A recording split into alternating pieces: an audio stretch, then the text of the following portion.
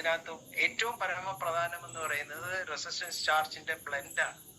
ആ ബ്ലെൻഡ് എന്ന് പറയുന്നത് 3 തരം കോൺ സ്റ്റാർച്ച് നിന്നും എടുക്കുന്നു, ഒരെണ്ണം പൊട്ടറ്റോന്ന് എടുക്കുന്നുണ്ട്, പിന്നെ ഒന്ന് ഗ്രീൻ ബനാനയിൽ നിന്ന് എടുക്കുന്നുണ്ട്.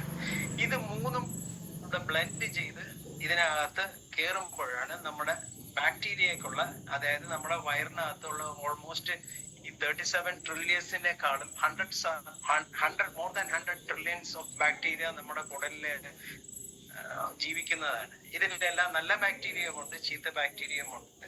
ഇതിന്റെ രണ്ടിന്റെയും ബാലൻസ് ആണ് നമ്മൾ എപ്പോഴും വേണ്ടത്. ഈ ബാലൻസ് ഇല്ലാതാകുമ്പോഴാണ് പല രോഗങ്ങളുടെയും ഒരു മൂല്യ കാരണമാക്കുന്നത്. അതിപ്പോൾ നമുക്ക് പെട്ടെന്ന് തിരിച്ചറിയാൻ പറ്റുന്നത് നമ്മുടെ ലീക്കി ഗട്ട്സ് എന്ന് പറയുന്ന ഒരു സംഭവമാണ്. അതായത് നമ്മുടെ ബോഡിയില് കുടലിനകത്തുള്ള ലൈനിങ്ങിന്റെ ചോർച്ച അല്ലെങ്കിൽ ലൈനിങ്ങിന്റെ ഡിസ്റപ്ഷൻസ് ഉണ്ടാകും.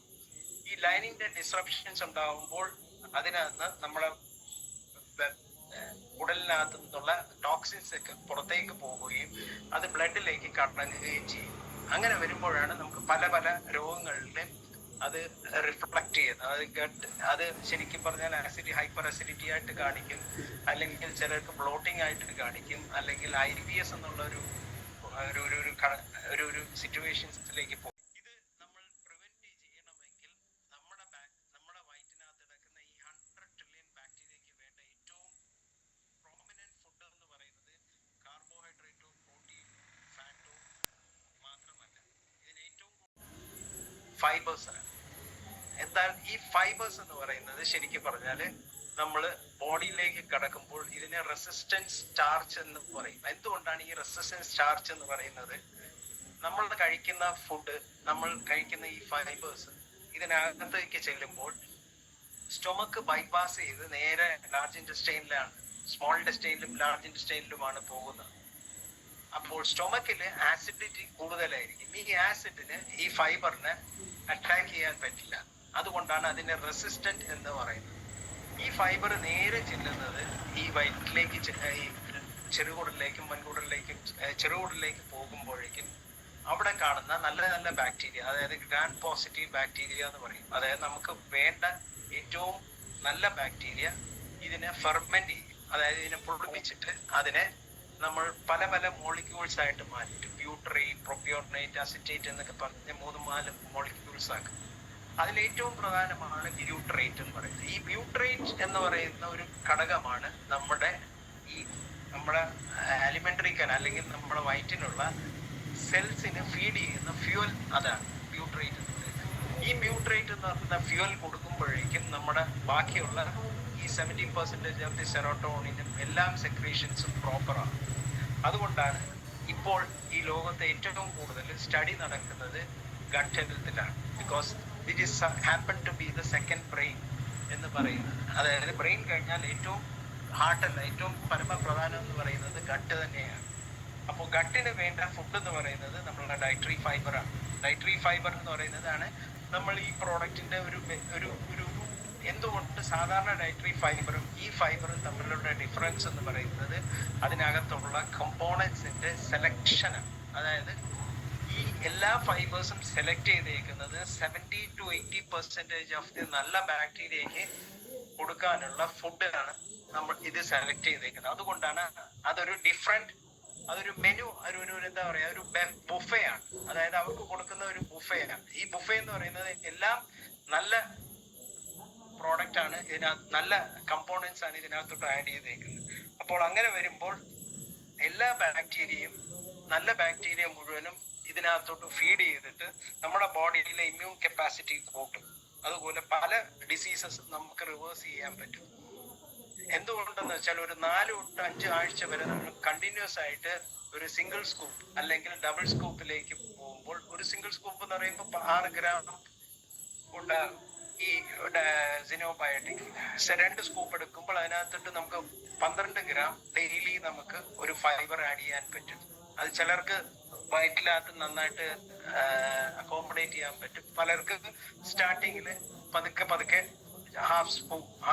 ഹാഫ് സ്കൂപ്പ് വെച്ച് നമുക്ക് പതുക്കെ 5 ദിവസം, 5-10 ദിവസം അല്ലെങ്കിൽ 15 ദിവസം കൊണ്ട് നമുക്ക് 2 സ്കൂപ്പിലേക്ക് വരാം.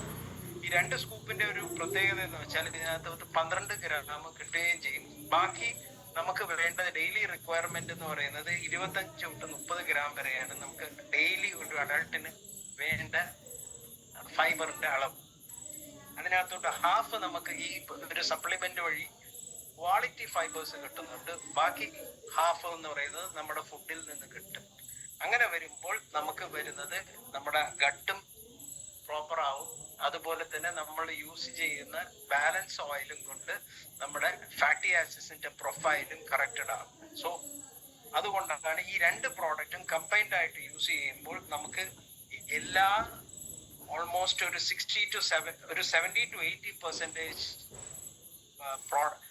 ഡിസീസസും നമുക്ക് കറക്റ്റ് ചെയ്യാൻ പറ്റും. കറക്റ്റ് ചെയ്യുന്ന മാത്രമല്ല, going to be 9:43 അല്ലേ?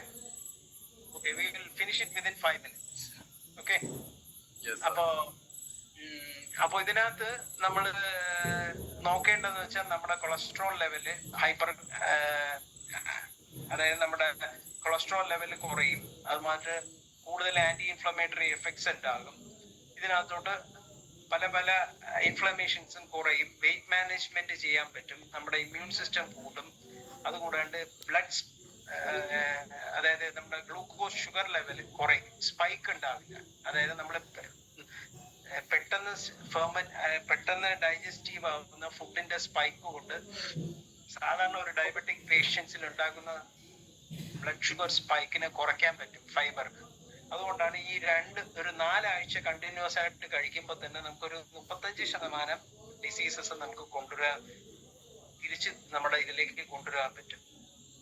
അതുപോലെ തന്നെ നമ്മുടെ ഗട്ടിന്റെ കണക്ഷൻസ് എന്ന് പറയുന്നത് എല്ലാ ഓർഗാൻസുമായിട്ടും കണക്റ്റഡ് ആണ്. ഒന്ന് ബ്രെയിനുമായിട്ട് കണക്റ്റഡ്, ലിവർ, കാർഡിയാക്, അല്ലെങ്കിൽ കിഡ്നി, അല്ലെങ്കിൽ സ്കിൻ, ഇമ്മ്യൂൺ സിസ്റ്റം, എല്ലാ ആക്സസുമായിട്ടും ഇത് കണക്റ്റഡ് ആണ്.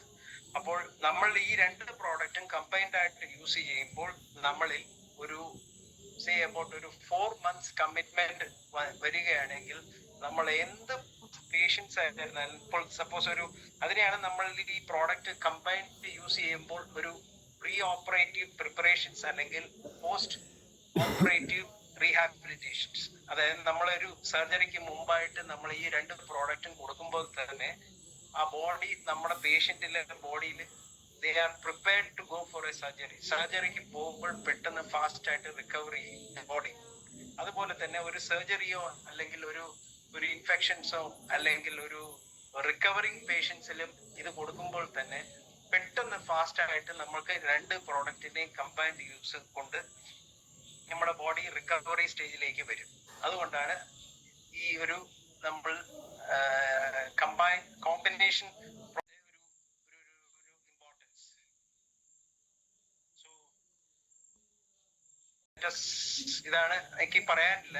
അപ്പോൾ മാക്സിമം നമ്മൾ ഈ 2 പ്രോഡക്റ്റും യൂസ് ചെയ്ത് നമുക്ക് നമ്മളിൽ തന്നെ നല്ലൊരു മാറ്റം കൊണ്ടുവരാൻ സഹായിക്കും എന്നുള്ള ഒരു ഇതാണ് നമുക്ക് പറയാൻ. So let us wind up. yes.